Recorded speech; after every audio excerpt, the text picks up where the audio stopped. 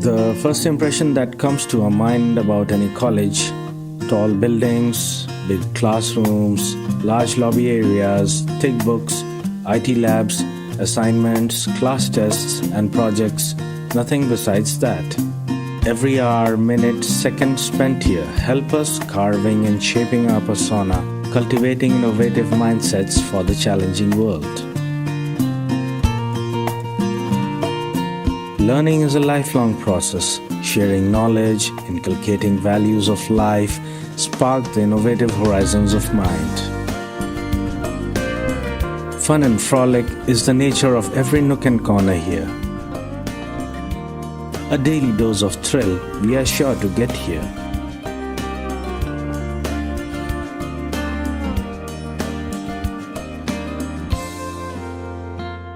A very good morning to one and all present here today. On behalf of DME Internal Quality Assurance Cell, I welcome all the faculty members of Delhi Metropolitan Education DME. DME IQAC firmly believes that quality enhancement is an integral part of the institutional functioning. IQAC is expected to create healthy and meaningful academic practices in the institution. In the same regard, today's workshop has been planned and organized by the cell on the topic ethical academic writing. For any academician and researcher, it is imperative to follow ethics in his work. The importance of ethical writing is based not only upon the avoidance of plagiarism, but also avoiding the weaknesses of bias and exclusive language. The objective of the workshop is to address major ethical issues of academic writing, the probable ways to deal with such issues, and some tools which can help us write better and plague-free content. Before we start the session, I request Professor Amrish Saxena, Director, DME IQAC, to deliver the opening address. Sir, over to you. Uh, Thank you, Dr. Manasi Maheshwari. This is an initiative that has been taken by IQAC to have this session on ethical academic writing. Obviously, we all are in the profession of media, teaching, education, research. So, and the way the education is proceeding in our country, whichever discipline we talk about, research has emerged as the most important component of this. Whether we talk about the undergraduate studies or the postgraduate studies, we all are supposed to be involved in research in one way or the other. And there are so many problems that we all confront at different levels while we are doing academic writings, be it writing a research paper, be it writing any book or any research-based material or any small or the big project. So we all were discussing this, and we felt that there has to be at least some professional input by some body who is amongst us all, who understand these things, to wherein it's basically the knowledge sharing exercise of the session could be there. So it is again, as we do it in media school, it's again on the same lines. It's peer to peer, wherein some of us is taking a session for the benefit of us all. And some of the ethical academic writing, wherein the one major problem that we all face, more or less, that is if we take content from some source, whatever kind of source, whether it's an open source or other sources that we would have developed, we are quoting somebody, we are referring to somebody, then or some author, some book, then this plagiarism problem is always before us. And there are certain criteria laid down for this. Uh, Different organization put it differently, but I believe more or less this plagiarism or the plagiarized contents have not to be more than 10% ideally. So we all should strive in that direction. But the problem is we many times don't understand what will land us in those kind of contexts. And then we all must develop a habit that whenever we are writing something, then we ourselves are checking, because the college DME already has this Turnitin software wherein we ourselves can make out that how much plagiarized content is there in our article, in our research article, and then we can try to reduce it. So what all precautions need to be taken in that direction while making, we are making references or putting, taking material from somewhere or the other in making the research writings. So all that will be talked about by Mr. Pramod Kumar Pandey with today, who is assistant professor in DME Media School, and he, like many of us, has a keen interest in research. So given that experience and understanding, he will be sharing whatever he has earned till this date, and then I believe it will be better following his lecture. Then the interaction follows, and anybody having any point, not only in terms of queries, but it can also be in the form of some addition that can also be done in this session, and that will be the benefit of organizing such kind of sessions. Thank you. Thank you, sir. So before I hand over the session to Mr. Pramod Kumar Pandey, I would like to take a minute to share his brief profile. Mr. Pandey has more than a decade experience in teaching. He's pursuing PhD from Guru Jambeshwar University of Science and Technology, Hisar. He was awarded with JRF by UGC. He has presented and published research papers in national international conferences, journals, and chapters in edited book as well. He's a keen researcher and has expertise in development communication. He's associated with DME for more than 3 years now and is a member of Research Cell and DME IQAC. Over to you, Pramod sir. Thank you very much, ma'am. Thank you very much, everyone present here. First of all, I would like to say that, I never thought, that this opportunity would come my way where I will be telling people about, writing, research writing, because, there are a lot of people who are having such vast experience, and then, talking about research writing in front of them has made me really nervous. I've been having sleepless nights, since the time I came to know that I have to deliver this lecture. So I was just thinking that how I should start this. I would say that rather than, me, telling something, it is more about refreshing what we already know. I think because everyone has been into research, a lot of you have already done PhD or you are enrolled in PhD, and we all know that. So it's just that in all this hustle and bustle, we kind of forget certain things, and it's time that we refresh. And I just became the source in this particular case. So I would start off with my presentation. So what we are going to talk about is the ethical academic writing or ethical research writing. There was this example when I was in my coursework. There's a teacher who was telling us about plagiarism, who was telling us about, the ethical writing.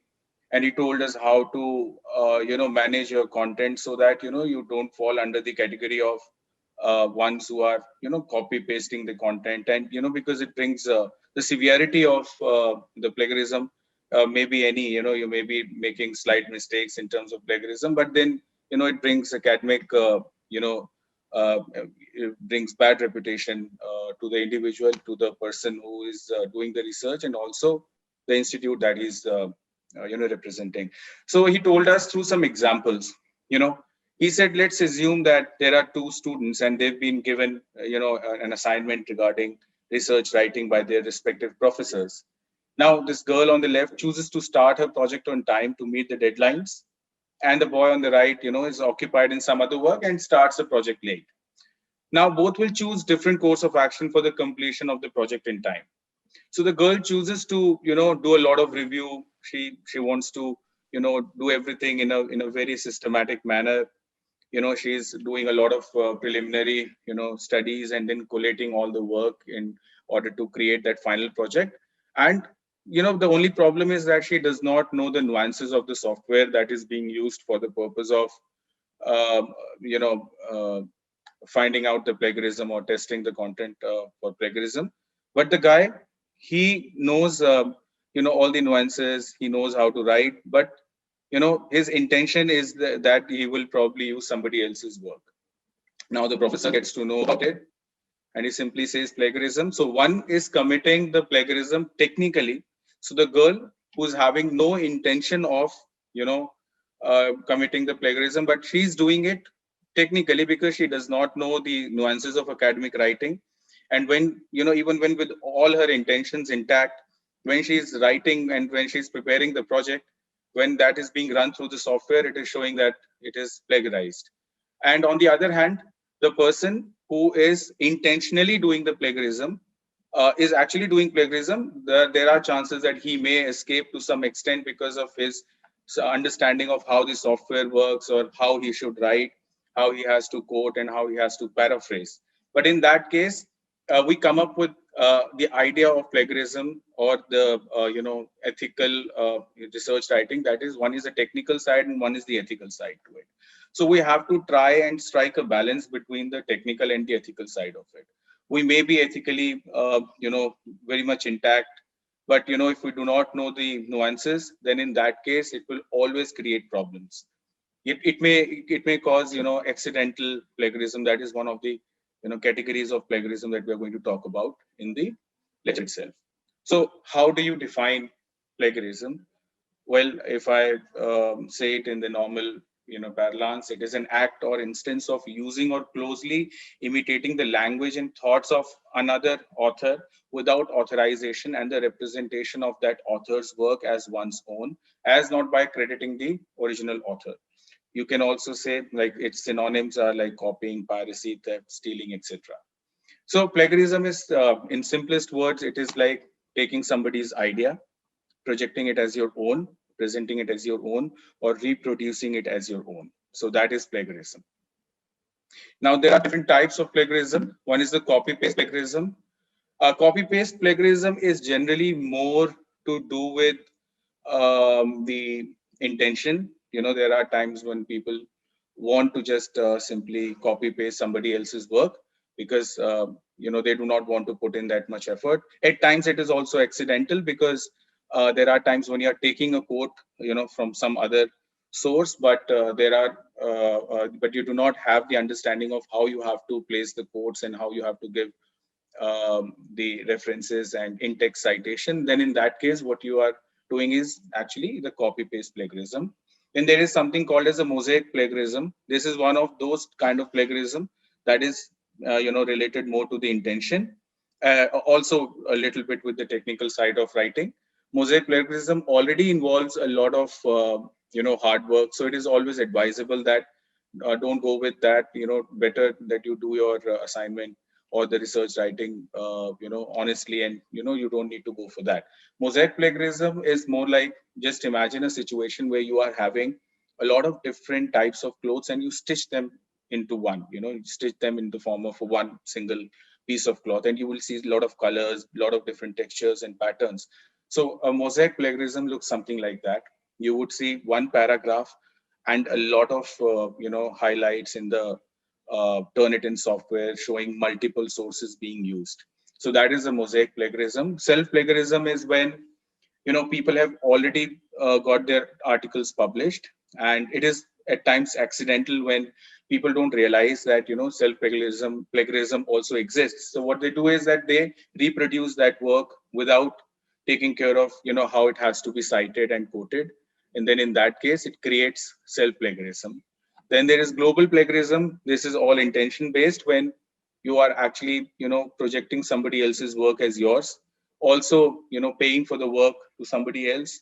That also falls under the category of global plagiarism. And then there is accidental, that I just told you. There are times when you are writing everything properly, but the understanding of the software at times is not there. In that case, it can lead to some amount of plagiarism. Accidental plagiarism also arises out of the problem that is related to the software that you are using.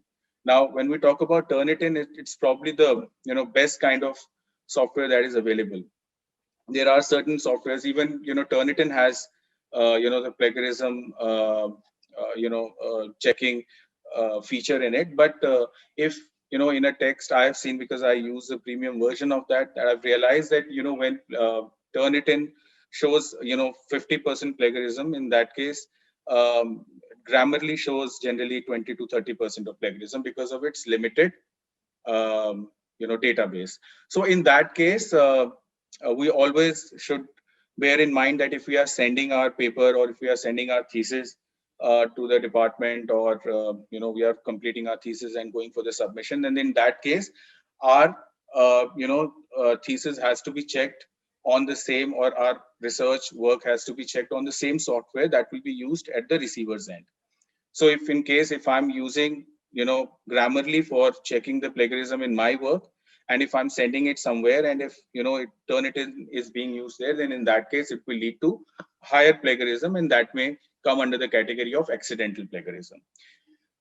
There's another plagiarism that is very common, and that is known as the paraphrasing plagiarism. Now, paraphrasing plagiarism is when we just simply summarize the work of the other person, or we rewrite the work of other person using certain synonyms so that it escapes the software. Even in that case, technically we may be safe, but ethically that kind of plagiarism can come under the category of your paraphrasing plagiarism. So now, how is plagiarism detected? From the flow of writing. From the flow of writing means there are times when we go through the assignments given by the students, and then we realize, this is not his language. Just look at the flow. Like, यहाँ तक इसने original लिखा होगा, यहाँ देखिए इसने कैसा लिखा है, ये तो language इसकी नहीं लग रही है. We understand, by just looking at the flow of the writing. The second is the use of softwares like Turnitin, Urkunt, Viper. These are certain softwares that are there to check the software. And the third is a technical deficiency in the academic writing. So anyone who's been doing academic writing for a long time, वो अगर कोई भी इस तरह का article देखते हैं, तो उसको देख के, उसकी टेक्निकल डेफिशिएंसी को देख के वो बता सकते हैं कि ये प्लेगराइज्ड है या नहीं है. So we come to the point, actual thing, how to avoid plagiarism. How to avoid. These are the three things that we are going to focus mostly on. Keep track of your sources. Now, the biggest problem is that when we are into the process of academic writing, we do not pay attention to the sources at times that we are accessing, and we are reading, and then we keep it aside, then we take out some other source, we start reading that, and by the time we actually sit down to start giving it the final shape, we forget the sources that we have referred to. So in that case, it is important that we use certain softwares, because technology has made life a little easy. So there are certain softwares like Zotero, Mendeley. CiteFast is the one that I usually use. Or there are traditional methods like the review matrix that can be used to keep track of your sources. So now I'll just show you how you can keep a track of the various sources that you go through.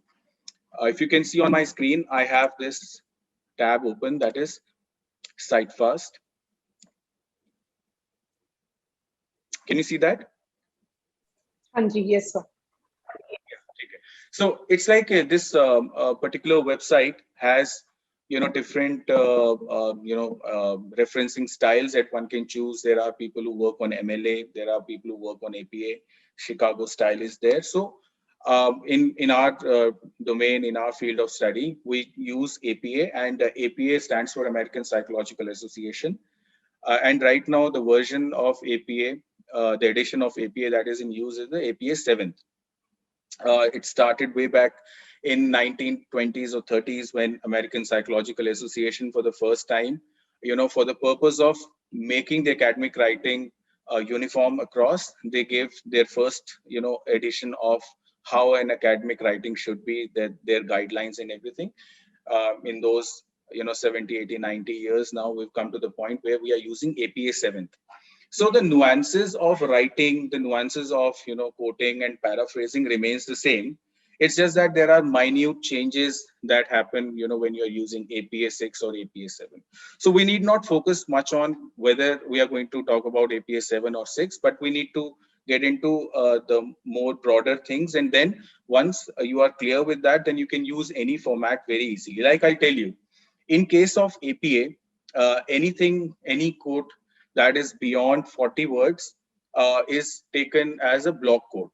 So you have to, cite it in the form of a block quotation.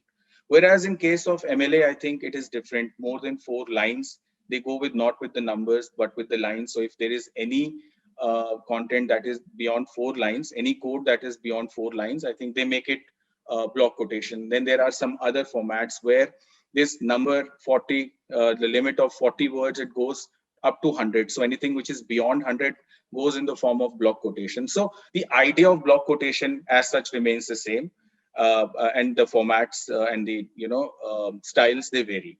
So this is one good place to manage all the sources that you are going through, and it kind of keeps a track of everything. It kind of saves it for you. Now let's take for example that I go to I'm going through a journal, an article in a journal. Now I have two choices, whether if the article that I'm accessing is a very popular article, then in that case I can just simply write the keywords or probably write the name of the author, or can write the title, and it may appear. Like for example, I want to quote something, or I want to keep a track of something that has been written by Amartya Sen sir. So let's say economics, laws, and ethics. So it has kind of given me some details already. It has been able to extract some details. But in case when we are accessing some source which is not very popular, then in that case we go with the manual. Now let's take for example, if I am accessing article by, let's say, Mohit Kishore Vats. So first name initial, the second name initial, and now whether it was in online electronic format, or whether it was in print format, the year that it was published in. So let's assume that it was published in 2018. Article title was Media and Sports, and the title of the journal was Media Communicator. Let's assume that the volume was third, the issue was second.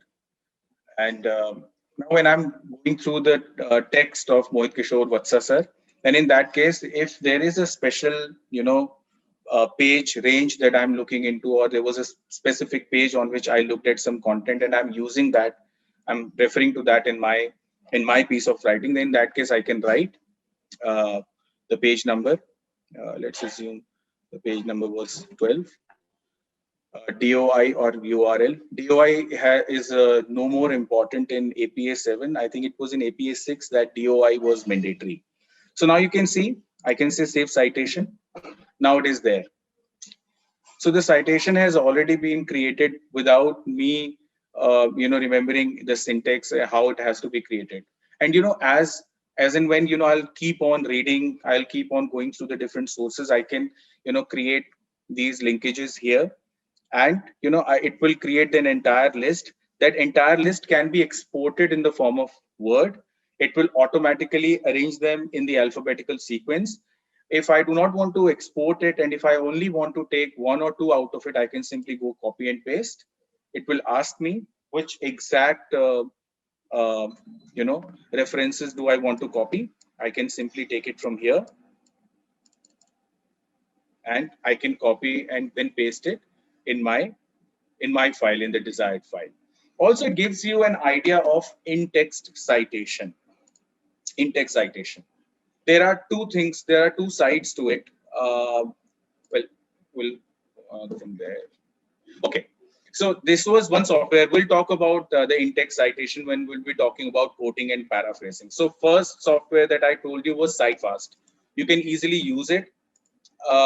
You can use it for a book. You can use it for a web page. You can use it for these many kind of information sources. If you're taking something from social media, you're taking something from magazine, from newspaper, from dissertation, from blog, from lecture notes, from interview, television, government publication. So all these things are there. So you need to just choose which was your content source, or which was your information source. You choose it, and then you manually put the information, and it creates the list, and it manages all the data for you. Now, because what I'm using is a freeware, so there are chances that the list that I'm creating, if I'm refreshing my system or if I'm, deleting some cookies, so it may get removed because I have not logged in to it. So even if you create an account and if you log in, then there are better chances that it will keep your content intact without you being at the receiving end of losing anything in case your system cookies are refreshed. Now there is another software that you can use, Zotero. Zotero is another personal favorite of mine that I have used for quite some time. Um, it will not tell you much here, but Zotero can be downloaded on the system. You can download it on your laptop, and it will be there in the form of a software. And that software can keep, it also extracts some metadata, from the various files that you are accessing. Like for example, if you download some paper, from some website, from some journal website, when you download it, it has some data at the back. So there are times when you don't even need to manually put in all the information. Zotero extracts all the information. It extracts the date on which that article was published, the name of the author, the title of the journal, the title of your writing.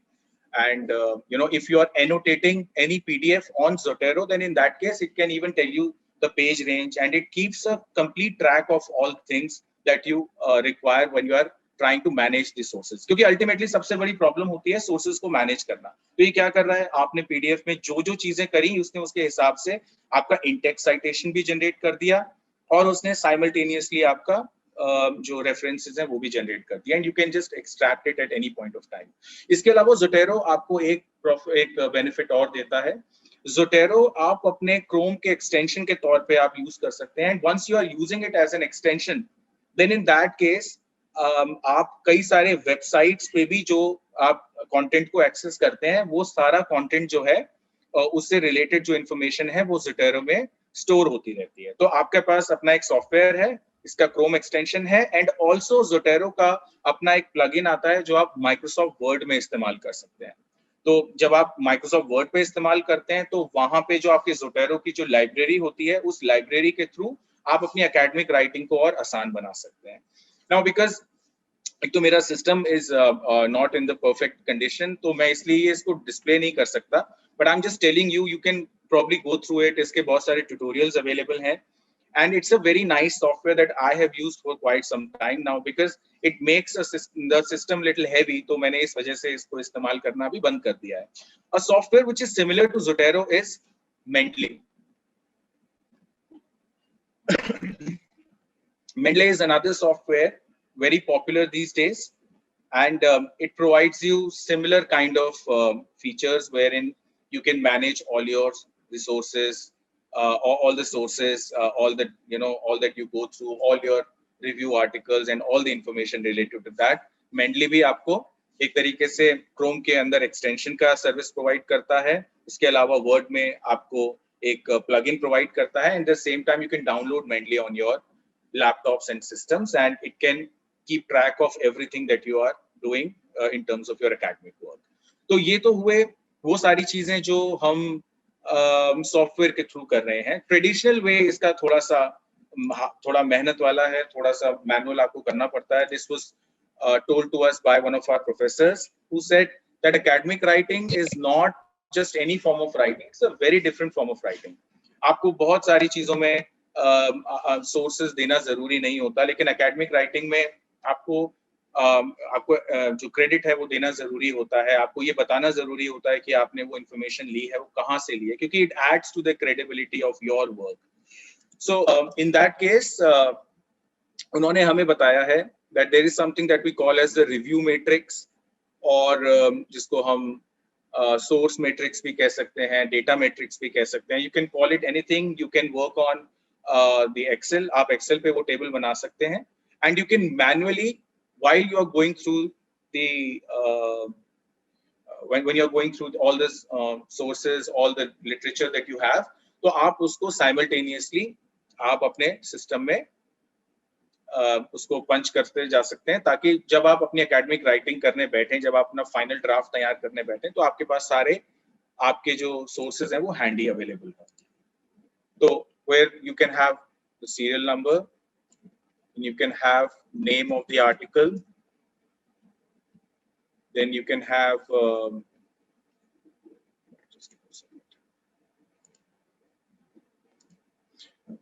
this is a problem with my system, sorry. Then you can have name of the journal. Then you can have, sorry.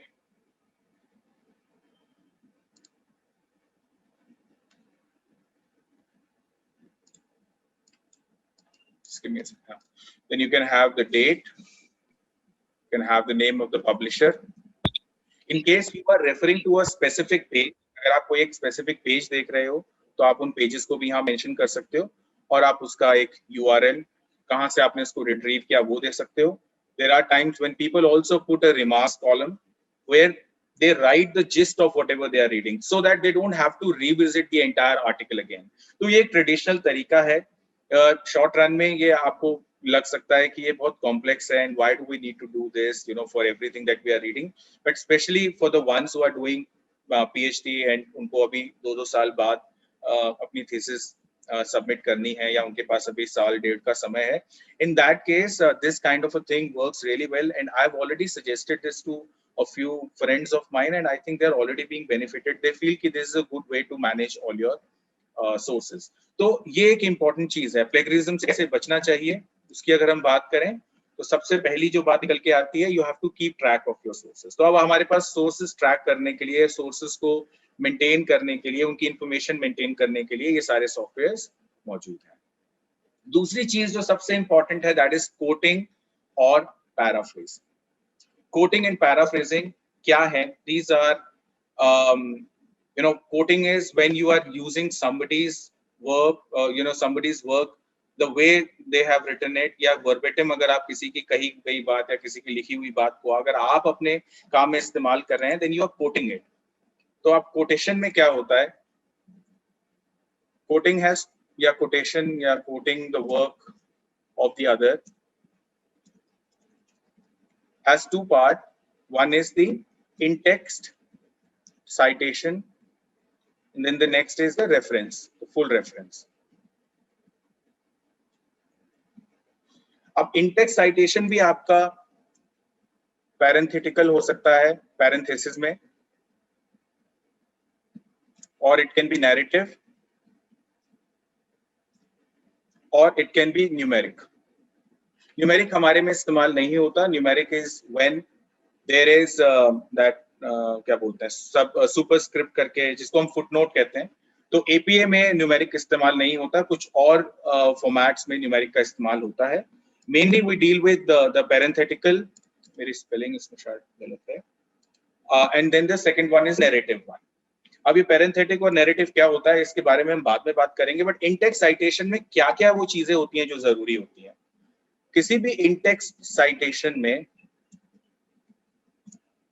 there are three informations. The first information is the name of the person जिसका हम काम coat कर रहे हैं.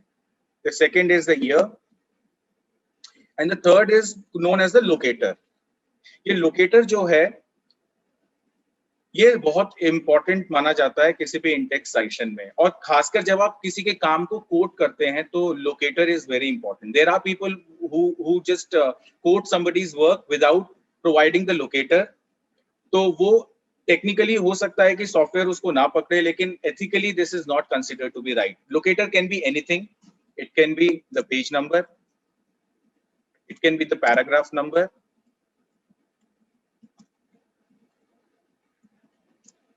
It can be the heading under which जो आपने पढ़ी और जिसमें से आपने कंटेंट को लिया. अब इसमें मैं आपको एक छोटा सा एग्जांपल दूंगा. Let's assume that I am citing the work of Manmeet ma'am. तो मनमीत कौर मैम ने सिनेमा पे एक पेपर लिखा और उनका पेपर पढ़ के मुझे लगा कि इसमें कुछ इस तरह की चीजें हैं जो मैं अपने काम में शामिल करना चाहता हूँ. I want to make those part of my work. तो मेरे पास दो चॉइसेस हैं, या तो मैं उनके कही गई बात को as it is कोट कर दूं, या मैं उसको पैराफ्रेज कर सकता हूँ. अगर मैं उनके काम को कोट कर रहा हूँ और अगर मैं ये क्लेम कर रहा हूँ कि मैंने इनका काम पढ़ा है, then in that case I would also be aware of कि वो जर्नल के किस पेज पे है, वो बुक के कौन से पेज पे है, मैंने जो काम लिया है या मैंने जो पीस ऑफ इंफॉर्मेशन वहां से लिफ्ट करी है, मैंने उठाई है या जिसको मैं यूज कर रहा हूँ, वो मैंने कौन से पेजेस से ली है। इन दैट केस मानिए कि मनमीत मैम ने कहा उसमें that cinema in India has undergone huge change post COVID era. Let's just take for example कि उनके पूरे आर्टिकल में से मैं एक ये लाइन पिक करना चाहता हूँ। तो अब अगर मैं इसको पैरेंथेटिकल फॉर्म में रखूंगा, देन मैं उसमें उनका लास्ट नेम और कौन से ईयर में वो पब्लिश हुआ है, लेट्स टेक फॉर एग्जांपल वो 2020 में पब्लिश हुआ है, और मेरे को ये बताना पड़ेगा कि वो कौन से पेज नंबर पे अवेलेबल है। तो मैंने कहा it is available on page number 15, और एक चीज कि मैं इसको डबल कोट्स में डालूंगा। प्रमोद सर थोड़ा सा फॉन्ट बड़ा कर लेंगे, मुझे काफी लग रहा है कि शायद छोटा लग रहा है। अच्छा ठीक है, थोड़ा सा बड़ा कर दीजिए।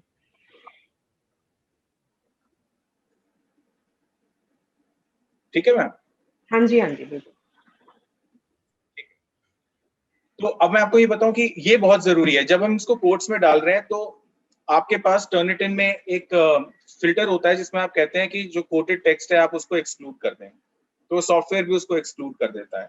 तो ऐसा हो सकता है कि somebody is not aware of the use of this double quote, और उसका पूरा इंटेंशन है कि वो बताना चाहता है कि वो मनमीत मैम के काम से उसने अपना कुछ टेक्स्ट उसने लिया है जो अपने अपने रिसर्च राइटिंग में वो इंक्लूड कर रहा है, तो तब भी वो उसमें आ जाता है। तो यहाँ पे मामला बनता है टेक्निकल और एथिकल के बीच। The person is ethically intact but technically he is doing something which is not right, तो you have to be able to understand the technical and the ethical side of it. अच्छा, अब ऐसे ही ये parenthetical हुआ। ऐसा हो सकता है कि मैं कहूं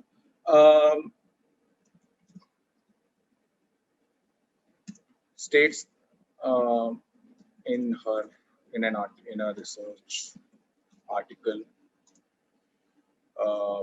claims that, और फिर जो मैंने इनकी जो भी मैं इनके उससे आर्टिकल जो भी इनके मैं राइटअप से लेना चाहता हूं मैंने वो लिया।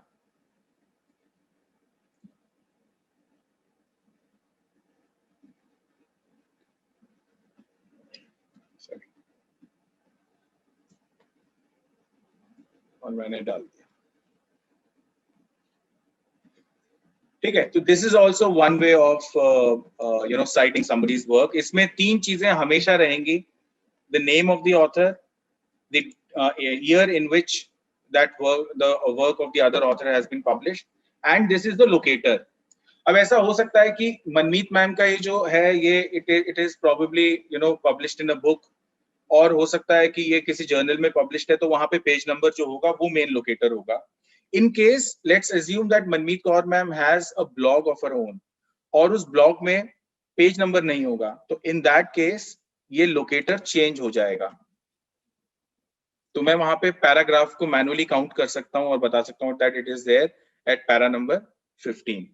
देयर आर टाइम्स जब आपके पास बहुत बड़ा पीस ऑफ राइटिंग है, वहां पे पेज नंबर नहीं है, वहां पे हो सकता है आपके पास पैराग्राफ भी आप काउंट ना कर पाए, क्योंकि probably the entire document is running across 70 pages, तो आपके लिए एक एक पेज पे पैराग्राफ को काउंट करना is not possible.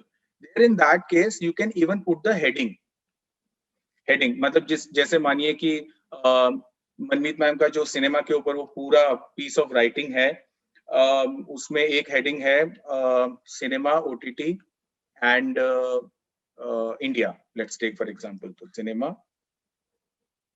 OTT India,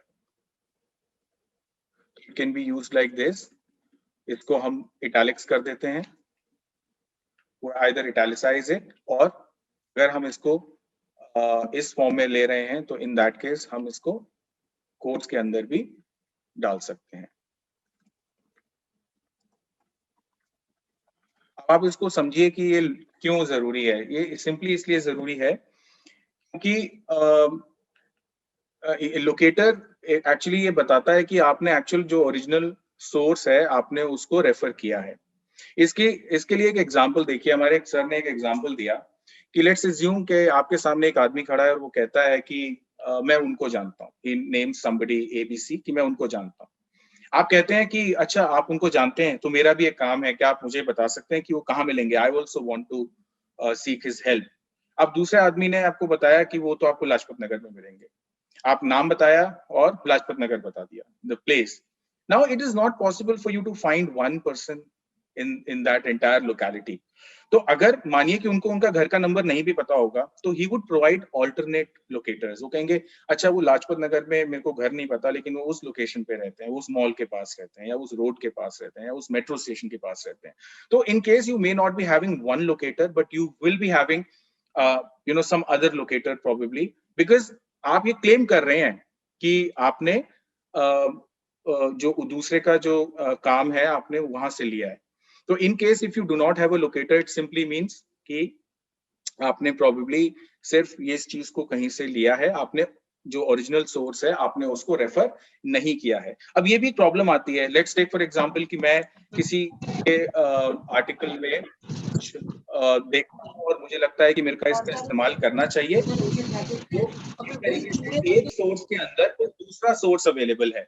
let's take for example Manmeet Kaur ma'am के इस आर्टिकल में let's take for example Krishna ma'am का कुछ काम जो है उसका रेफरेंस है, मनमीत मैम के काम में कृष्णा मैम का रेफरेंस है। मैं कृष्णा मैम के जो ओरिजिनल टेक्स्ट है मैं उसको नहीं एक्सेस करता हूं, मैं सिर्फ मनमीत मैम के राइटअप के बेसिस पे वो चीज देखता हूं जो कृष्णा मैम ने लिखी है, और मैं उसको अगर ये कह के कोट करता हूं दैट, इसका मतलब मैं ये बोल रहा हूं कि मैंने कृष्णा पांडे मैम का जो ओरिजिनल कंटेंट था मैंने उसको एक्सेस किया है, मैं उस सोर्स पे गया हूं। बट हो सकता है कि टेक्निकली भी ये सॉफ्टवेयर में पकड़ में नहीं आएगा, बट देन हम वही बात कर रहे हैं कि ethically it should not done that way. आपको ये बताना पड़ता है कि मैंने इसको ओरिजिनली एक्सेस नहीं किया है, एक्सेस तो मैंने कौर मैम का ही डॉक्यूमेंट किया है, but Pandey 2018 as cited in or 2020 page number 15. This is how it has to be cited. और इस केस में जब आप इसका एंड रेफरेंस, जब आप एंड नोट बनाते हैं तो उसमें आप कृष्णा पांडे मैम का रेफरेंस उसमें नहीं डालेंगे, उसमें कौर मैम का ही रेफरेंस डालेंगे, बिकॉज यू आर क्लेमिंग कि आपने कौर मैम का ही डॉक्यूमेंट एक्सेस किया था। Getting my point?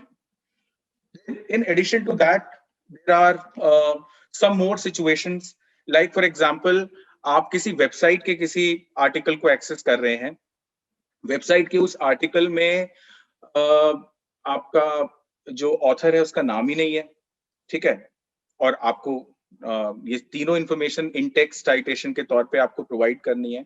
तो in that case you can put the name of the organization. Let's take for example कि हमने इंडियन एक्सप्रेस का कोई आर्टिकल था या कोई हमने न्यूज उसमें देखी और उसमें उस जर्नलिस्ट का नाम नहीं है, तो हम क्या कह सकते हैं? We can say Indian Express, we can place the name of the organization here, because अगर हमने वेबसाइट देखी है तो पैरा.15 paragraph. So this is how it has to be cited. There are times when you accessed something but you do not have the exact date or the year in which it was published, then in that case we place no date. So I can probably say let's take for example कि मनमीत ma'am का ही मैं right up का example लेता हूँ।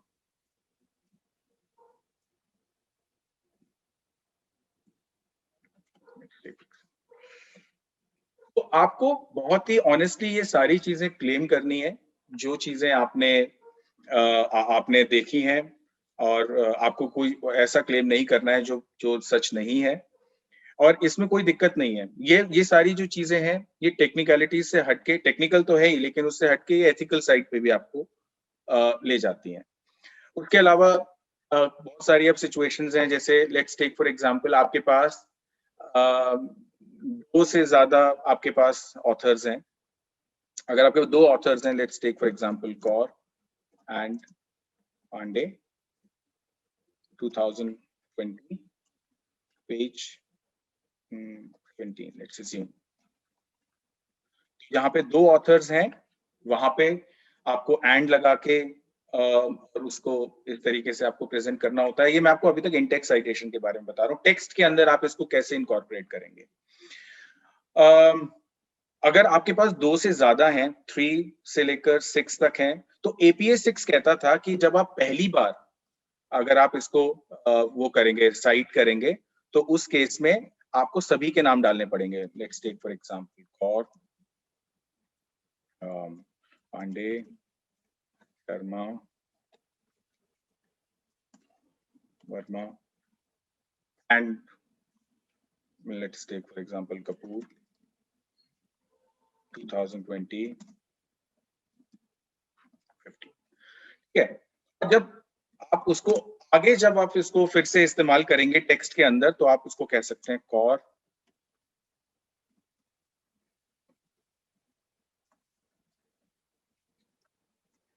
लेकिन जो आपका ये APA 7 है, APA 7 में ये बाउंडेशन भी खत्म हो गई है। आप पहली बार भी अगर 3 या उससे ज्यादा लोगों का अगर आप कोई ऐसा सोर्स कोट कर रहे हैं जिसके ऑथरशिप 3 या 3 से ज्यादा लोगों के बीच में शेयर्ड है, तो आप शुरुआत से ही ऐसे लिख सकते हैं।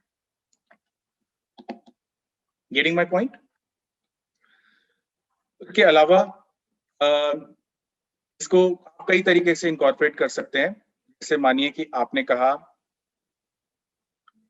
Kaur 2020 in her research has claimed that, और उसके बाद फिर आप कोट्स में सारी उनकी बात कहेंगे, आप उसके बाद पेज नंबर देंगे।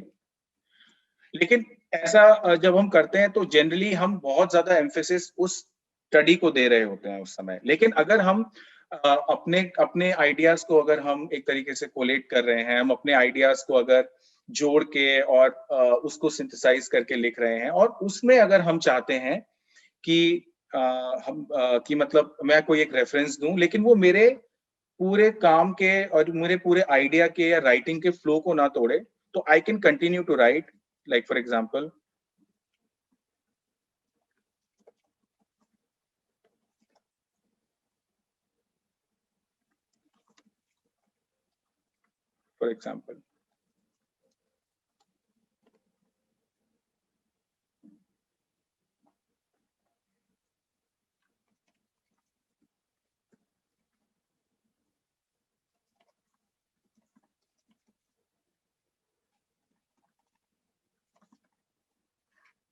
थोड़ा स्लो चल रहा हूँ मैं अभी।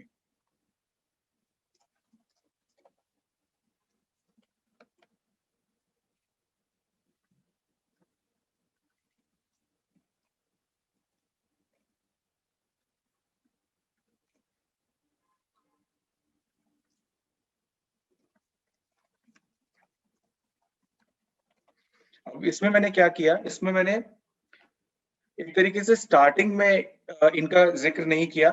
मैंने अपना एक आइडिया जो मैं लेके चला, उस आइडिया के बीच में मैंने इनके इस आइडिया को इंटीग्रेट किया, इनके कोड को इंटीग्रेट किया। तो इससे क्या हुआ कि मेरा जो आइडिया था, जो मैं लिख रहा था, उसके फ्लो में कहीं पे भी ब्रेक नहीं आया।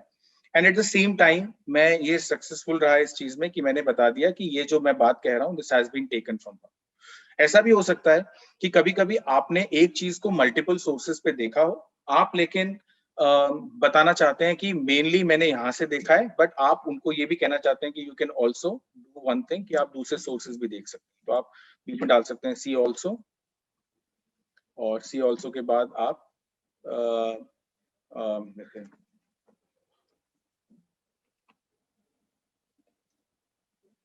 और अगर आपको मल्टीपल डालने हैं तो आप सेमीकोलन डाल के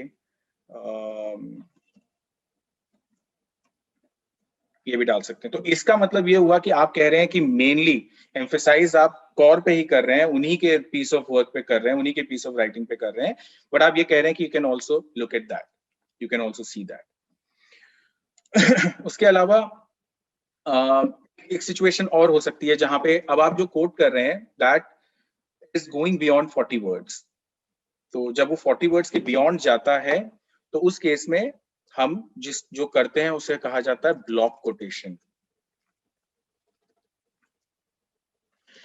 मैं आपको ब्लॉक कोटेशन के बारे में बताऊं तो टर्निटिन ब्लॉक कोटेशन को आइडेंटिफाई करके उसको एक्सक्लूड कर देता है, पर उसमें टर्निटिन जो खुद क्लेम करता है वो बहुत ही एम्बिगुअस है। वो कहता है कि it excludes the block quotations if the original file is in word format. वो मैं आपको दिखाऊंगा वो क्या कहता है, वो समझ नहीं आया। तो there are times when I have witnessed कि ब्लॉक कोटेशन को वो एक्सक्लूड कर रहा है, and there are times when I have seen that including वो उसको मतलब एक तरीके से प्लेगरिज्म में काउंट कर लेता है। ब्लॉक कोटेशन क्या होता है? लेट्स अज्यूम कि मैं मैम के ही काम से कोई चीज ले रहा हूं। तो मैंने कहा कि there has been a study done on the state of Indian cinema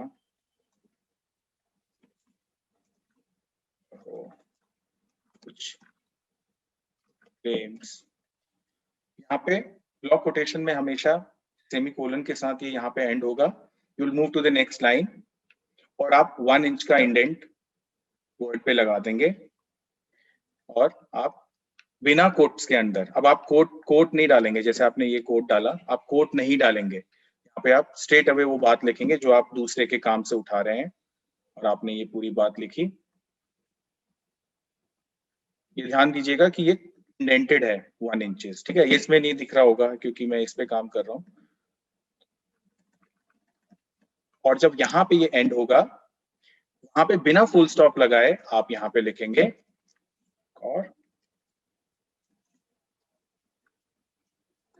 फिर आप इसके बाहर आप फुल स्टॉप लगाएंगे।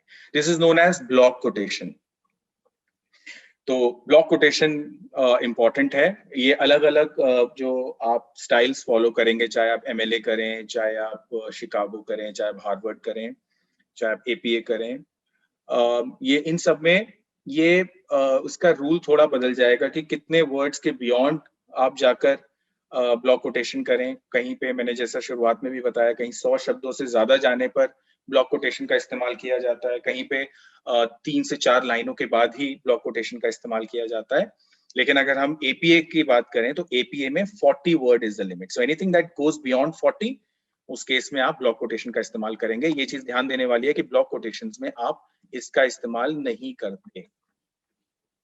You simply place the text indented and then आप उसके एंड में आप इंटेक्स साइटेशन डाल देते हैं। एक सिचुएशन आती है, लेट्स टेक फॉर एग्जांपल, जहां पे आप दूसरे के काम को कोट कर रहे हैं लेकिन वो कोट बहुत लंबा है, ठीक है, और आपको वो पूरा कोट इस्तेमाल नहीं करना क्योंकि आपको सिर्फ पेज नहीं भरने, आप एक्चुअल उसके जिस्ट को लेना चाहते हैं। तो लेट्स टेक फॉर एग्जांपल, मैंने कहा इंसर्ट और फिर मैंने कहा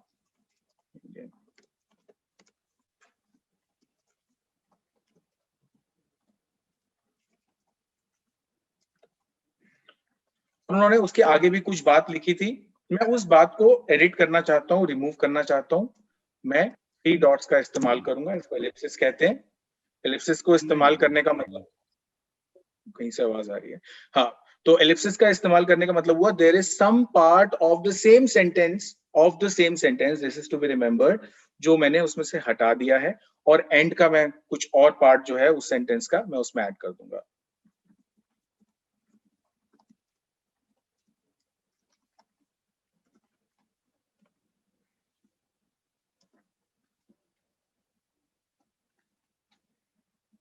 ठीक है। अब अगर मानिए कि मैं एक कोड जो ले रहा हूं, जो मैं काम किसी का कोड कर रहा हूं, वो सिंगल सेंटेंस में नहीं है, वो मल्टीपल सेंटेंस में है। तो मानिए कि मनमीत मैम के कहे हुए पहले सेंटेंस की बात से मैंने शुरू किया और मैंने बीच के 2-3 पोर्शंस काट दिए, 2-3 सेंटेंसेस काट दिए, और फिर उनके चौथे सेंटेंस के मैंने किसी बात को उसके साथ जोड़ा। तो उस केस में we can also use 4 dot ellipsis, that is to demarcate ये सेम सेंटेंस का पार्ट नहीं है, ये अलग सेंटेंस का पार्ट है। कुछ आपके राइटिंग स्टाइल्स में इसमें 4 डॉट में 1 डॉट के बाद स्पेस होता है, तो ये डिनोट करता है कि यहाँ पे वो सेंटेंस एंड हुआ। ये उस सेंटेंस का फुल स्टॉप डिनोट करता है, और फिर जो 3 डॉट एलिप्सिस है वो फिर आगे उसकी कंटिन्यूटी को एक्सप्लेन करता है। तो this is also condition, this is also situation. इसके अलावा ऐसा भी हो सकता है कि जो मनमीत मैम का ही मैं राइटिंग मैं यूज कर रहा हूँ अपने एकेडमिक वर्क के लिए, तो उन्होंने इंडियन सिनेमा की जगह इट कर दिया, क्योंकि वो तो अपने राइटिंग में इंडियन सिनेमा की बात करते आ रही हैं, तो उन्होंने उसको इंडियन सिनेमा बार बार इस्तेमाल ना करके इट का इस्तेमाल कर दिया। लेकिन जब मैं उस बात को एग्जैक्टली यूज कर रहा हूँ तो इट का कोई मतलब निकल के नहीं आ रहा, क्योंकि उसका एक कॉन्टेक्स्ट है। तो उस कॉन्टेक्स्ट को एक्सप्लेन करने के लिए मैं ये यहाँ पे स्क्वायर ब्रैकेट में इंडियन सिनेमा लिख सकता हूँ, और इसका मतलब ये है कि मैंने उसको एक कॉन्टेक्स्ट दे दिया, लेकिन मैंने उनके कोड के साथ छेड़ाखानी नहीं करी, और जितना भी मैंने चेंजेस किए वो नियम के हिसाब से किए। There can also be a case when मैंने यही बात मानिए इस्तेमाल करना चाहा, इसी का इस्तेमाल करना चाहा, सॉरी,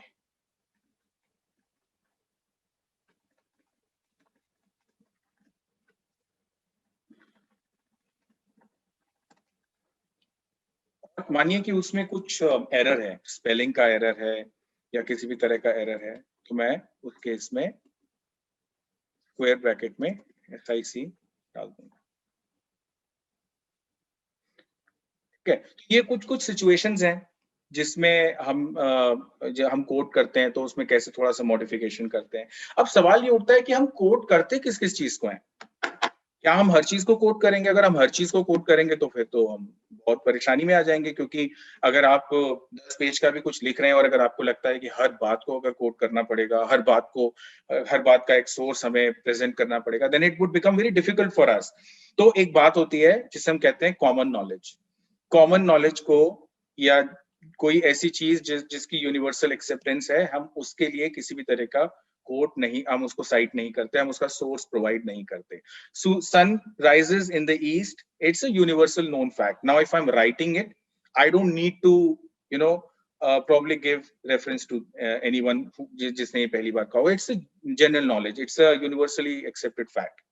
अगर आज मैं कहूँ कि हम मीडिया में जिस तरह के चीजें लिखते हैं, तो हम प्रेस के बारे में बात करते हैं, प्रिंट मीडिया के हिस्ट्री के बारे में बात करते हैं, एजेंडा सेटिंग के बारे में बात करते हैं, तो उसमें मानिए कि अगर मैं लिखता हूँ कि Mahatma Gandhi played an important role in India's freedom struggle, तो ये एक यूनिवर्सल नोन फैक्ट है, तो इसको भी हमें साइट नहीं करना पड़ेगा, हमें इसके लिए भी कोई सोर्स नहीं देना पड़ेगा। लेकिन अगर मैं ये कहूं कि महात्मा गांधी ने उस पर्टिकुलर मूवमेंट के दौरान उन्होंने पटेल को ये कहा था या उन्होंने किसी और को ये कहा था, तो now I am not giving a general opinion about Mahatma Gandhi's contribution, but I am giving a very specific reference. In that case, it is not a kind of a universally accepted thing. ये general knowledge नहीं है, ये generally known नहीं है, ठीक है? तो इस केस में हमें उसको कोट करना पड़ेगा, उसको साइट करना पड़ेगा, उसमें सोर्स को देना पड़ेगा। तो सोर्स हम किस चीज को कोट करेंगे, ये 3 बातों पे डिपेंड करता है। पहला, कॉमन नॉलेज। कॉमन नॉलेज अगर है, then we don't need to code. अगर हम कोई स्टैटिस्टिक्स प्रोवाइड कर रहे हैं, तो we need to code. मैं आपको इसका एक छोटा सा एग्जांपल दूंगा, I think you will be able to better understand it then. हम एक जनरल परसेप्शन लेके चल रहे हैं कि कोविड सिचुएशन में, लॉकडाउन के बाद OTT का राइज हुआ है।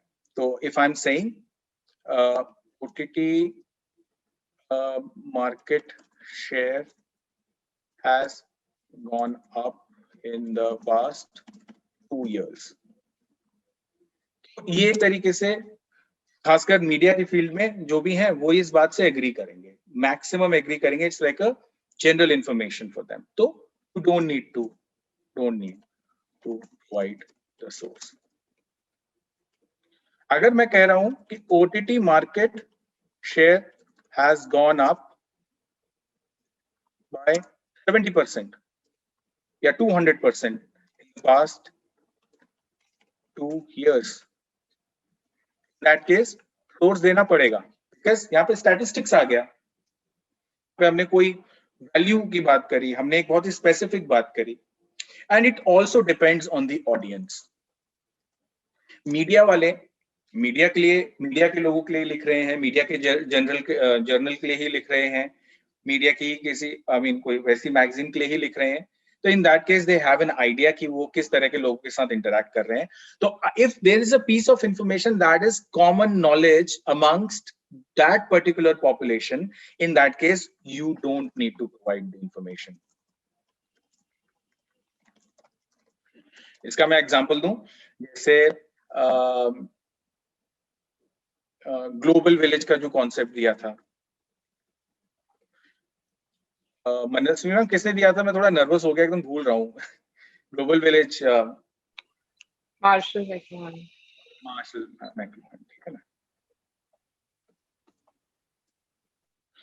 क्या तो अब मीडिया में सब जानते हैं, जिन्होंने भी मीडिया की पढ़ाई करी है, कि मार्शल मैकलुहान ने ग्लोबल विलेज का कॉन्सेप्ट दिया था। तो you don't need to probably give source कि ये कहां से आपने लिया है। लेकिन अगर आप किसी और सब्जेक्ट के जर्नल में अगर आप लिख रहे हैं और अगर आप इसका इस्तेमाल कर रहे हैं, तो वहां पे आपको इसको सोर्स देना पड़ेगा।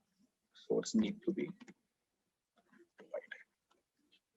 ठीक है, तो this is about quotations, quoting, and modifying the quotes, block quotations, what to quote and what not to quote. इसमें बहुत सारे permutation combination है। मैं बैठा रहूंगा और वो conditions आते रहेंगी। मैं आपके साथ एक document at the end मैं share करूंगा, या फिर मैं आपके अपने groups में भिजवा दूंगा। That is about APA 7th manual। वो complete manual नहीं है, I think that is modified by somebody, या किसी ने उसमें कुछ changes करके या उसके चीजों को summarize करके वो present किया हुआ है। तो it will give you all the conditions कि मानिए कि आप एक साथ दो मनमीत कौर का काम कर रहे हैं, दो अलग अलग मनमीत कौर हो सकती हैं। जेम्स बहुत कॉमन नाम है, शर्मा बहुत कॉमन नाम है, तो आप पता लगा कि आपने बहुत सारे शर्माओं को वो किया, तो आप किस तरीके से उनके बीच में डिफरेंशिएट कर सकते हैं। अगर आप एक ही कोर्ट में दो लोगों का नाम इस्तेमाल कर रहे हैं और दोनों शर्मा हैं या दोनों वर्मा हैं, तो उस केस में आप दोनों के बीच में कैसे वो डिफरेंस क्रिएट करेंगे, कैसे उनको डिमार्केट करेंगे, कैसे उनको अलग अलग दिखाएंगे, वो सारे चीजें, वो सारे परम्यूटेशन कॉम्बिनेशन उसमें मौजूद हैं। ठीक है, तो हम कोटेशन के बारे में अब इसके आगे बात नहीं करेंगे। अब हम आते हैं पैराफ्रेजिंग पे। What is paraphrasing? Paraphrasing is simply आप जब दूसरे के शब्दों को या दूसरे के आइडियाज को अपने शब्दों में और अपने भाषा में, अपने एक्सप्रेशन के साथ आप उसको एक्सप्रेस करते हैं, दैट इज पैराफ्रेजिंग। तो पैराफ्रेजिंग में एक जनरल एक रूल है कि you are not bound to give the locator.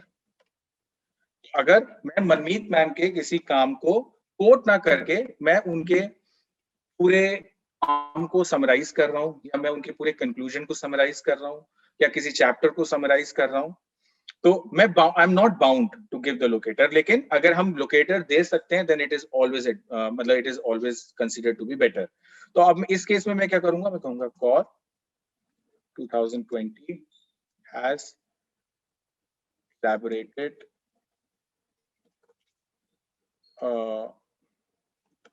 on or has critically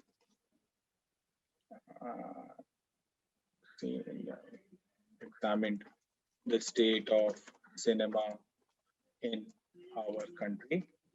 और फिर मानिए कि एक लंबा सा मैंने एक पैराग्राफ तैयार किया। अब यहाँ पे मैं पेज नंबर नहीं डालूंगा, मतलब आई एम नॉट बाउंड। लेकिन ऐसा हो सकता है कि मैंने उनके पेज के 2 या 3 पैराग्राफ्स को हाथ जोड़ के और उसको अपने शब्दों में एक्सप्रेस किया हो, तो उस केस में मैं पेज नंबर बदल सकता हूँ। लेकिन अगर आपके पास पेज नंबर नहीं है और अगर आपने किसी के काम को पैराफ्रेज किया है, तो उस केस में बिना इस लोकेटर के भी काम खुल सकता है।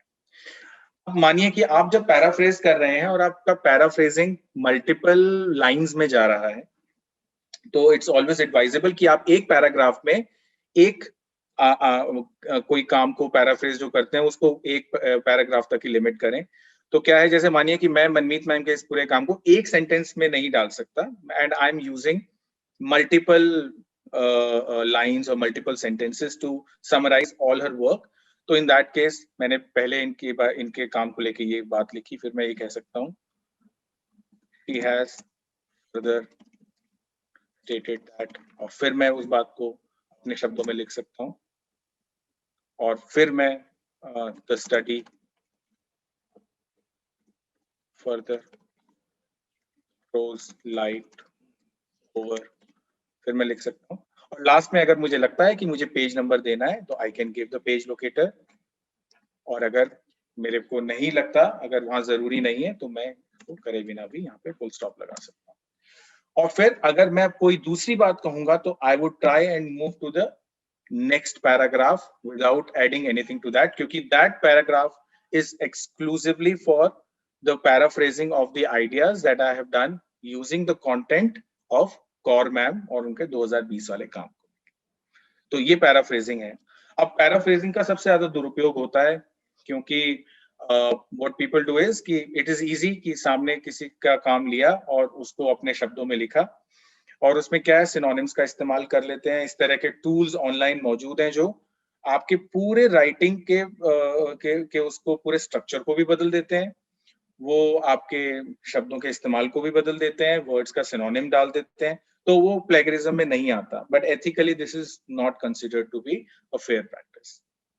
और पैराफ्रेजिंग में जो चीजें आपको ध्यान देनी चाहिए, one very important thing is that don't alter the original idea. ये नहीं कि आपने पैराफ्रेज किया और आपने नहीं, मतलब जो कर रहे हैं, जो भी पैराफ्रेज कर रहा है, कि उसने पैराफ्रेज किया और उसने ओरिजिनल आइडिया ही चेंज कर दिया, उसने बिल्कुल बात का कॉन्टेक्स्ट ही बदल दिया। तो पैराफ्रेजिंग का ये सबसे बड़ा चैलेंज होता है कि how you have to maintain, कि आप कैसे उसको मेंटेन रखें, the original context. Paraphrasing, by the way, does not just mean summarizing. It can be summarizing, but at the same time, it is also about, using your knowledge, your information, while using the information and the knowledge of the person जिसके काम को आप refer कर रहे हो। तो ये दो चीजें आपको करनी होती हैं। This is what paraphrasing and quoting is all about. इसके अलावा बहुत सारी सिचुएशंस हैं, वो हम अभी डिस्कस नहीं करेंगे क्योंकि ऑलरेडी हमने काफी टाइम ले लिया है। I would just simply move to the presentation and I will just wind it up.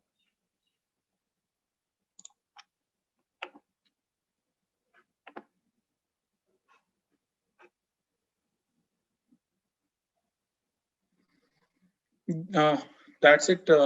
Attribution वही मैं आपको बताने वाला था कि ये इन-टेक्स्ट साइटेशन और एंड रेफरेंस। इसमें मैं आपको एक बस जो छोटी सी चीज मैं लास्ट में आपको बताना चाहता हूँ वो ये कि आप इसको ऐसे समझिए कि जब आप किसी के काम को रेफर कर रहे हैं, when you are going through some literature, going through some research work, और आप उसमें किसी का नाम देखते हैं, तो अभी क्या है, मैंने देखा कि किसी के काम में कौर 2020 has critically examined ये लिखा हुआ है, एंड सडनली आई फील कि मैं भी तो इसी टॉपिक पे काम कर रहा हूँ, ये तो मेरा भी एरिया है, तो I want to read the original text of what Kaur ma'am has written in her work or has done in her work. तो मैं वो ओरिजिनल देखना चाहता हूँ। तो ये मेरे को एक तरीके से हेल्प कर रहा है to identify the actual address. ठीक है, तो मैं क्या करूंगा, मैं नीचे रेफरेंसेस में जाऊंगा, रेफरेंसेस में मैं इसका कंप्लीट रेफरेंस देखूंगा। अब कंप्लीट रेफरेंस अगर अवेलेबल नहीं है तो इन दैट केस मेरे को प्रॉब्लम होगी इनको लोकेट करने में, है ना। तो इसलिए कहा जाता है कि आप वही चीज को रेफरेंस में डालिए जो आप एक्चुअली रेफर कर रहे हैं। What people do is, students also do, lot of people I have scene doing, कि वो रेफरेंसेस नहीं डालते क्योंकि वो तो सारा खुद कुछ भी लिख रहे होते हैं, वो जस्ट दूसरे के काम को थोड़ा बहुत पैराफ्रेज करके और उसको थोड़ा सा उसके शब्द बदल के अपना काम पूरा कर रहे होते हैं। तो वो क्या करते हैं, they end up with only 3 or 4 references, और अब वो 4 रेफरेंसेस देख के लोग जज करेंगे, तो इस डर के मारे वो लिख देते हैं रेफरेंसेस एंड बिब्लियोग्राफी, और रेफरेंसेस में भी ऐसी चीजें किसी लिस्ट में डाल देंगे जो उन्होंने रेफर करा ही नहीं होता। तो रेफरेंसेस एक्चुअली जिसका इन टेक्स्ट साइटेशन आपके ओरिजिनल आपके टेक्स्ट में अवेलेबल हो। अगर आपके टेक्स्ट में उसका इन टेक्स्ट साइटेशन अवेलेबल नहीं है, then in that case आप उसको reference में नहीं डाल सकते. Any such thing that you have used but do not have exactly used it in your writing, in that case आप उसको bibliography में डालते हैं. तो some people play it smartly, they say references and bibliography. अब ढूंढते रहो कि क्या reference था इसमें और क्या bibliography थी. So that is something that needs to be kept in mind.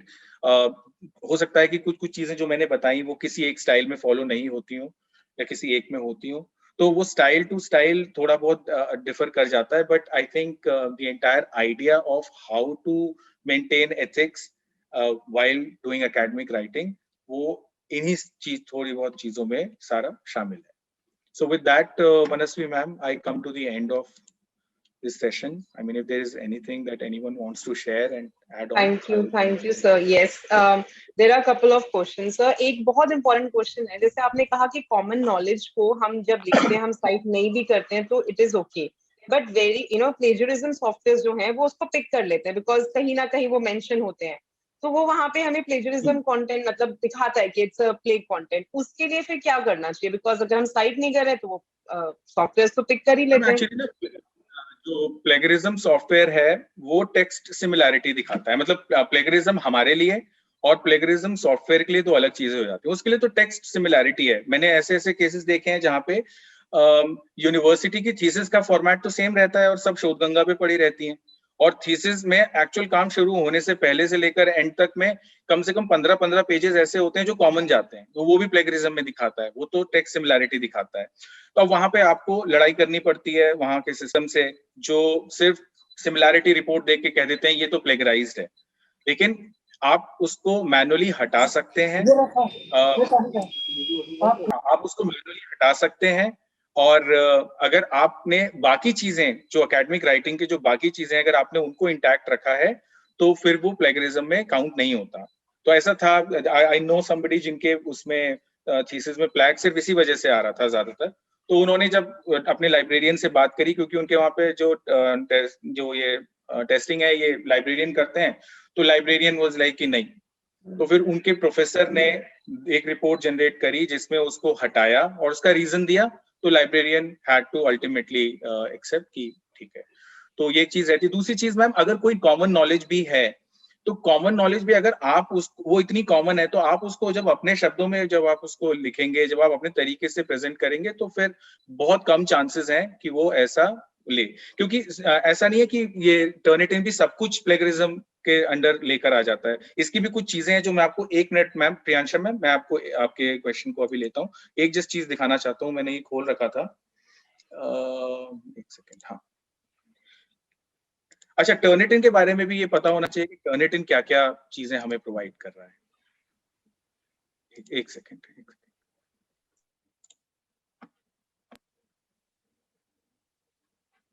Sorry, my whole screen. देखिए, टर्निटिन भी आपको ये बता रहा है कि वो क्या क्या चीजें इंक्लूड करता है, क्या क्या चीजें एक्सक्लूड करता है. टर्निटिन का ही अपनी वेबसाइट पे उनका अपना ब्लॉग है. तो अगर आपको बहुत हद तक अगर इन चीजों से बचना है, ये कि टेक्स्ट सिमिलैरिटी आ रही है, तो अगर आप इनका भी जो सॉफ्टवेयर का एल्गोरिदम है उसके बारे में थोड़ा जान लेंगे तो बहुत हद तक आप अपने उस टेक्स्ट सिमिलैरिटी को कम कर सकते हैं. देखिए, जैसे वो कह रहा है कि एक्सक्लूडिंग कोट्स एंड बिब्लियोग्राफिकल मटेरियल, तो कोई भी चीज अगर कोट्स में है तो वो एक्सक्लूजन है. Turnitin will disregard any matches that uses the following quotation marks. ठीक है. Unsupported Turnitin will not disregard matches using single quotation. अच्छा, single quotation नहीं लेता. अगर आप कोट के अंदर भी अगर आप कोट कर रहे हैं तो उस केस में कभी कभी वो उसको प्लेगरिज्म दिखा देता है, तो आप उसको सिंगल में डालते हैं. क्योंकि जब आप डबल कोट के अंदर किसी चीज को कोट करते हैं, कोटेशन का वो भी एक नियम है, तो आप उसको सिंगल कोट में डाल देते हैं. लेकिन ये इसको जो है टर्निटिन, वो उसको विल नॉट डिसरिगार्ड, वो उसको एक तरीके से प्लेगरिज्म में मानेगा. ठीक है. ब्लॉक कोटेशंस देखिए, लिखा है Turnitin will exclude block quotation और an indented block of text when the original file is a doc और डॉक्स फाइल. इसका कहीं कोई एक्सप्लेनेशन मौजूद नहीं है. तो कभी ये करता है, कभी नहीं करता। अब आपने अगर अपनी तरफ से ब्लॉक कोटेशन डाला है और वो अगर उसमें उसको हाईलाइटेड दिखा रहा है तो आपको मैनुअली हटाना पड़ेगा। लेकिन जब आप उसको मैनुअली हटा रहे हैं, you need to have the justification कि आपका इंडेक्स साइटेशन वहां मौजूद हो और आपका एक एंड रेफरेंस जो है, जो एंड नोट है, वो कंप्लीट इंफॉर्मेशन वहां पे प्रोवाइड कर रहा हो। अब ये कहता है Turnitin can actually automatically exclude content from a similarity report, so you can better tailor it to your assignments. आप in fact ये भी बता सकते हैं कि कितने words को की continuity में वो उसको plagiarism ना ले। तो आप कभी कभी उसको भी वो कर सकते हैं, डिपेंडिंग ऑन कि आप किसके लिए भेज रहे हैं, वहां की क्या रिक्वायरमेंट्स हैं। फिर ये कहता है Turnitin will detect the following keywords and disregard any match between them. ये जो शब्दों का आप इस्तेमाल रिसर्च राइटिंग में, क्योंकि ये सब शब्दों का इस्तेमाल होता है, तो इस तरह के शब्दों की सिमिलैरिटी को वो सिमिलैरिटी नहीं मानता। फिर when the document reaches any of the following words in the paper, it will resume the similarity check, है ना। ये सपोर्टेड मार्क्स, अनसपोर्टेड मार्क्स। फिर ये आपको ये भी बता रहा है कि आप कैसे फिल्टर्स सेट कर सकते हैं, आप कैसे बिब्लियोग्राफी को एक्सक्लूड कर सकते हैं, कोट्स को एक्सक्लूड कर सकते हैं। तो ये सारी चीजें सॉफ्टवेयर में भी मैम मौजूद हैं। तो मैनुअली भी आपको बहुत सी चीजें करनी पड़ती हैं। अब जैसे मैं आपको एक सिचुएशन और बता रहा हूँ, ये इसका आंसर आज तक नहीं मिला। जब आप जैसे यूएनडीपी की वेबसाइट पे गए, यूएनडीपी की वेबसाइट पे जैसे उनके मिलेनियम डेवलपमेंट गोल्स हैं या सस्टेनेबल डेवलपमेंट गोल्स हैं, अब उसकी लिस्ट है तो वो बुलेटेड फॉर्म में है। तो बुलेटेड फॉर्म में जब लिस्ट होती है तो ना तो वो टेबल में आती है, ना वो किसी इमेज में आती है, ना किसी ग्राफ में आती है। अब आप उसको कैसे डालेंगे? एपीए के मैनुअल में आई हैव नॉट फाउंड कि बुलेटेड इस तरह की इंफॉर्मेशन को आप कैसे कोड करेंगे। तो जब मैंने ये अपने प्रोफेसर से एक बार पूछा तो उन्होंने कहा कि मिलेनियम डेवलपमेंट गोल्स या सस्टेनेबल डेवलपमेंट गोल्स की इमेजेस हैं, एक पूरा ग्राफ है, तो you can use that image और आप उसको यहाँ पे बुलेट की फॉर्म में लिखने से अवॉइड करो, आप उसकी इमेज का इस्तेमाल कर लो। इमेजेस को ये टर्निटिन नहीं लेता। तो आप या तो ओरिजिनल टेक्स्ट में से भी कोई चीज लेना चाहते हो, टेबल लेना चाहते हो, लेकिन आपको पता है कि ये टेबल फ्लैग में आ रही है बार बार, तो आप उसकी इमेज फॉर्म लेके आप उसको इमेज की फॉर्म में आप उसको रेफरेंस दे सकते हैं। तो ये इस तरह की सिचुएशन है कि सॉफ्टवेयर अगर दिखा रहा है text similarity, does not necessarily mean it is plagiarism. वो हो सकता है कि just because of the software issues. मैं अभी आपको अगर दिखाऊं, मैं आप इस सेशन से पहले मैं कुछ टेस्ट कर रहा था, मैं आपको दिखाता हूं, एंड आई वाज सरप्राइज्ड कि एक ही टेक्स्ट को जब मैंने 5 या 6 बार डाला, एक सेकेंड में, तो मतलब एक ही टेक्स्ट को मैंने 15-20 मिनट के गैप में जब डाला, तो ये देखिए, कभी वो 89 दिखा रहा है, फिर उसी को 93 दिखा रहा है, फिर एक को 89 दिखा रहा है, फिर उसी को 0 दिखा रहा है, एक में 57 दिखा रहा है, 53 दिखा रहा है, एक में 67 दिखा रहा है, एक में 70 दिखा रहा है। तो अब आप क्या कहेंगे इसमें, बताएं। तो इस केस में हमें ये देखना पड़ता है कि जो वो दिखा रहा है वो वैलिड है या नहीं है। उसको अगर हम हटा सकते हैं तो उसको हटा देना चाहिए, और अगर उसको नहीं हटाया जा सकता तो उसको सोर्स में एक्सक्लूड कर देना चाहिए। लेकिन आपके पास एक वैलिड वो होना चाहिए कि हम उसको सोर्स से एक्सक्लूड क्यों कर रहे हैं। Answer, ma'am, you can ask your question. Before putting forward my question, I would like to share this, that in law also we face this this issue, like what sir said, that how something which is already there in public domain, something like sustainable development goals already here. Now when you are, because they're already written, right, and you produce them verbatim in your text, so plagiarize dikhata hai. Similarly, when we quote sections, now law is already written, right? You cannot tweak it. You cannot write it in your own language if I want to produce some section. So when we are writing in legal writing, what do? We already have this frame of mind कि अगर 20% plagiarize दिखाएगा, so of course it is going to cite all those, it is going to cover all those sections. So we have to be very careful. We are still not able to find any solution to it. What my query has been is that during my bachelor days, and we were not subject to any kind of plagiarism की dissertation आपको पहले software में plagiarism के review के लिए देना है, report attach करनी है, ऐसे कुछ नहीं था. So I had submitted, one copy would go to university, one to college, one will be with us. But later I thought that why not bring out a paper on it, because it's not it as such a published work. However, when I ran that paper for plagiarism on Turnitin, it showed that you're copying some students' work. So most probably what had happened, some student had already copied my text, taking it out from the library. My dissertation was there and it was there in public domain. So I'm still wondering, what could have been a better thing to do. Ki agar, what if I am writing a paper, how do I protect it before it gets published? Do I already, submit it to the software ki unke pehle se repository mein dal diya jaye? What would be the right thing to do? Because if I put it in the repository, then if I send it for publication, there it will show plagiarized. So my work is unprotected till it gets published somewhere. ये तो So domain can you अलग tell हो me गया। a way out for it? Amrish sir, Because आप I बताएं still क्या किया जा सकता है? Because I still I mean, feel very bad. It was a very good research I had done on cyber investigation, but I'm not able to take it up because it's, whatever I had in my mind is already there as some students' work. And अब ये how आपने to जो first of बात all trace that इसको student, कैसे who that protect किया student is? जाए?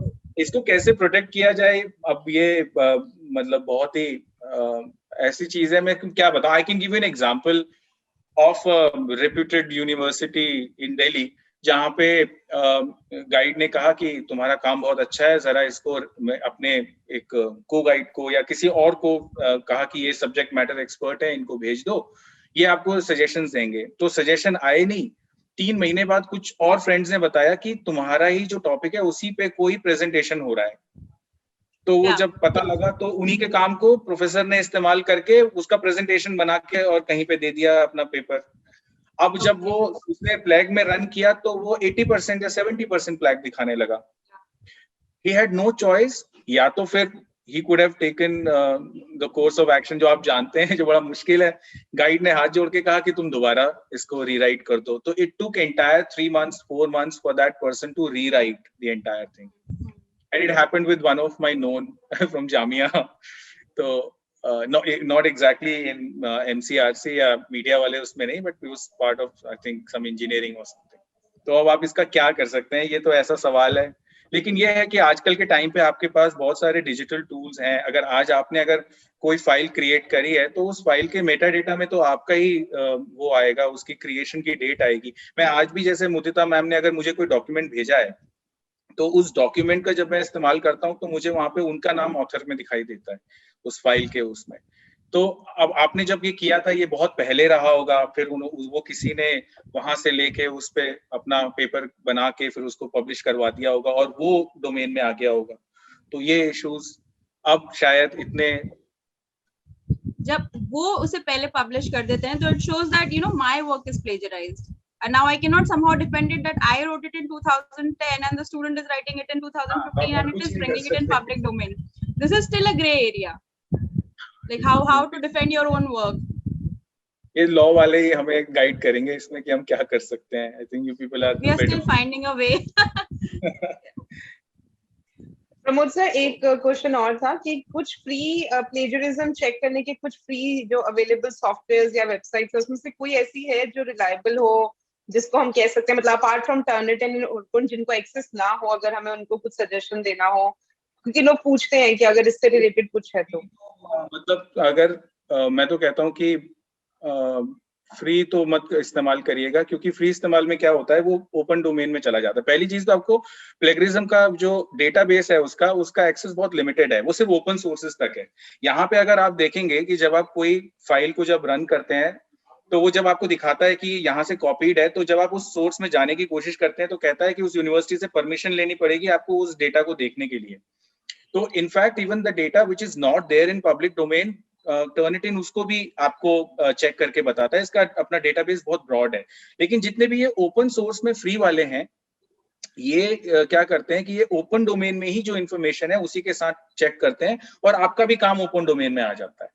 तो पता लगा कि आज आपका प्लेगरिज्म तो वो बता रहा है 20-24% है, फिर वो बढ़ जाता है।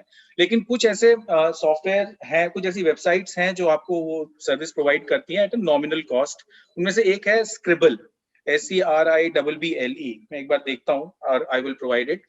तो स्क्रिबल का क्या है कि एक तो जिस तरह से साइट फास्ट में वो आपको टेक्स्ट, आपका इन टेक्स्ट और आपके रेफरेंस जनरेट करने में मदद करता है, वो भी होता है। स्क्रिबल का अपना एक चैनल भी है यूट्यूब पे, जिसमें बहुत छोटे छोटे 6 से 7 मिनट के उन्होंने रिसर्च राइटिंग, APA, MLA के ऊपर वीडियोस भी बना रखे हैं। That is very helpful. अपना ब्लॉग भी है उनका, जिसमें अलग अलग जो रिसर्च के लोग हैं वो सारा ये इंफॉर्मेशन शेयर करते हैं, और उनका प्लेगरिज्म चेकिंग का भी जो फीचर है वो अवेलेबल है। तो क्योंकि रिसर्च ऐसी चीज है, खासकर जब आप थीसिस वगैरह की बात कर रहे हैं, तो there is a lot at stake. तो इट इज ऑलवेज एडवाइजेबल कि या तो आप कोई सॉफ्टवेयर अपना कुछ ऐसे लाइफ टाइम वाले सॉफ्टवेयर हैं जैसे वाइपर है, तो वाइपर थोड़ा सा इन कंपैरिजन कॉस्ट इतना नहीं है उसका, तो 2-4 लोग मिलके खरीद सकते हैं। लेकिन फिर प्रॉब्लम वही है, मैं अगर सेम टेक्स्ट को जब अपने ग्रामरली के प्रीमियम पे इस्तेमाल करता हूँ, जिसका मैं साल का आई पे अराउंड 14,000 फॉर दैट, तो वो उसमें मेरे को जब 27 दिखा रहा है, तो मेरे को दूसरे सॉफ्टवेयर पे वो 40 दिखा रहा है। तो मुझे कभी कभी समझ नहीं आता कि इस फीचर को मैं इस्तेमाल कर रहा हूँ, उसके लिए पे कर रहा हूँ, तो मुझे फायदा क्या हो रहा है।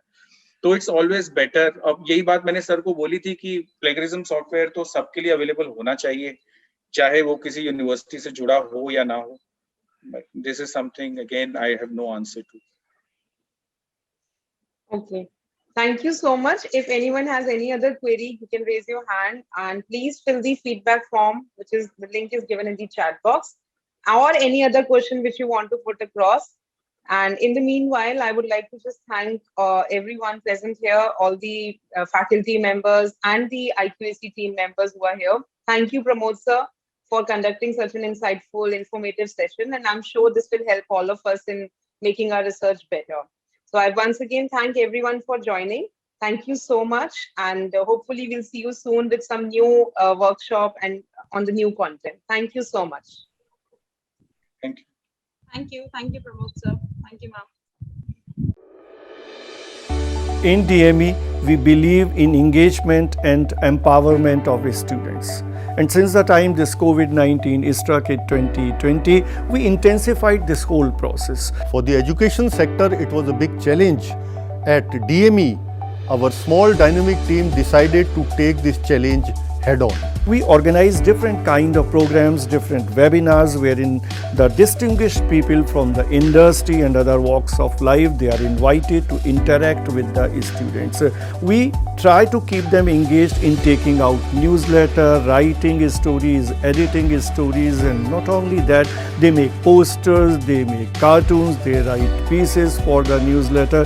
Mentoring Cell at DME is a very unique feature in the ecosystem of education. While the subject teachers forge the knowledge domain strongly, it is the mentors who reach out to students in difficult times. During pandemic, when our students faced loss of their loved ones, home isolation, and several other family issues, mentors ensured that students remain cheerful, lively, and stay connected with us. We have ensured that our students are treated with compassion, warmth, and gentle touch.